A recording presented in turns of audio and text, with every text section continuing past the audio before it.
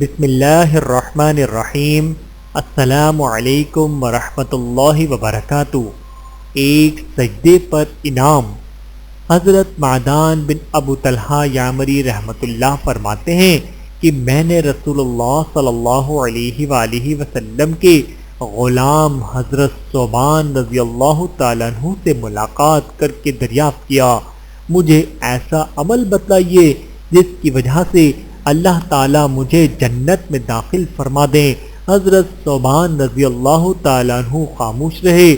میں نے دوبارہ سوال کیا، وہ خاموش رہے۔ میں نے تیسری بار پھر سوال کیا تو انہوں نے فرمایا، میں نے بھی رسول اللہ صلی اللہ علیہ وآلہ وسلم سے یہ بات پوچھی تھی۔ آپ صلی اللہ علیہ وآلہ وسلم نے فرمایا، اللہ تعالیٰ کی بارگاہ میں کثرت سے سجدے کیا کرو، اس لیے کہ تم اللہ تعالیٰ کی بارگاہ میں جو بھی سجدہ کرو گے تو اللہ تعالیٰ اس کی وجہ سے تمہارا ایک درجہ بلند اور ایک گناہ معاف فرما دیں گے۔